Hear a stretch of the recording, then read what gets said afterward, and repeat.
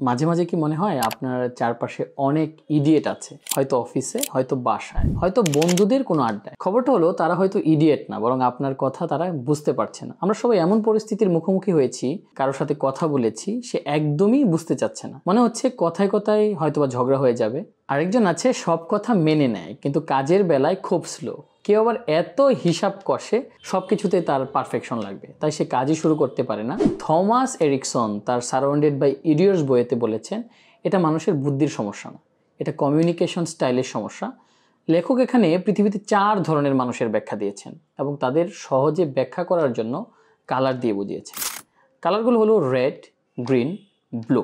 Red মানে হচ্ছে একটু নেতা টাইপ মানুষ, সে সবসময় ডোমিনেট করতে পছন্দ করে, ডিরেক্ট অ্যাকশনে বিশ্বাসী। সে তার কাজের মধ্যে গতি থাকে, সিদ্ধান্ত নেয় দ্রুত, সময় নষ্ট সে পছন্দ করে না। তাদের সাথে কথা বললে সে ছোট ছোট পয়েন্ট করে আসতে হয়। যদি আপনি অনেক গল্প করেন, যদি আপনি অনেক বেশি কথা বলেন, তারা মনে করবে আপনি সিরিয়াস নন। অপর আরেক ধরনের মানুষ কি ইয়েলো সাইনের মানুষ। ইয়েলো কেমন?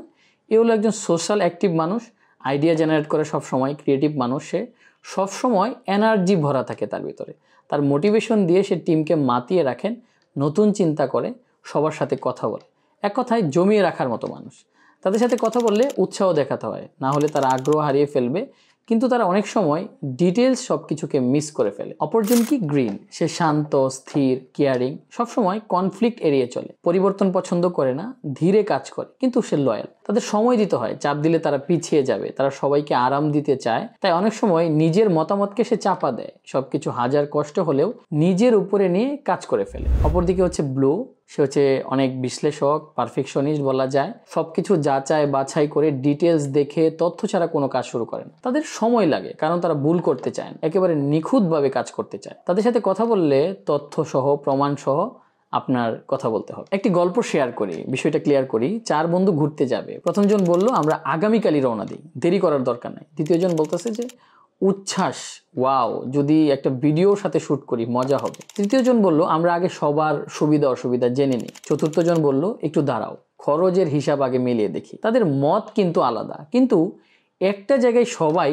চায় যে ভ্রমণটা সফল হোক। তাই মতের পার্থক্য হলেও তারা একে অপরের স্টাইল মানিয়ে নিল। এই বই আমাকে শিখিয়েছে, মানুষের আচরণ বদলানোর চেষ্টা না করে তাদের দৃষ্টিভঙ্গি বুঝে কথা বলতে হয়। সবার স্টাইল এক না, কিন্তু প্রত্যেক স্টাইলেরই দরকার আছে। একজন রেড আপনাকে দ্রুত রেজাল্ট দিবে, একজন ইয়েলো আপনার মনোবল বাড়াবে, আরেকজন গ্রিন স্থিরতা দিবে, আর অপরদিকে একজন ব্লু নিশ্চিত করবে আপনি ভুল করছেন না। আপনি যদি সত্যি চান আপনার চারপাশের ইডিয়টগুলোকে বুঝতে, তাদের সাথে সুন্দর সম্পর্ক গড়ে তুলতে, ভুল বোঝাবুঝি কমাতে, তাহলে সারাউন্ডেড বাই ইডিয়টস আপনার পড়ার রিডিং লিস্টে রাখুন। পড়ার পর হয়তো আপনি বলবেন, আমি আসলে ইডিয়টদের মাঝে নেই, বরং অসাধারণ বৈচিত্র্যের মাঝে আছি। ভিডিও ভালো লাগলে শেয়ার এবং কমেন্টস করে উৎসাহ দিবেন আশা করি।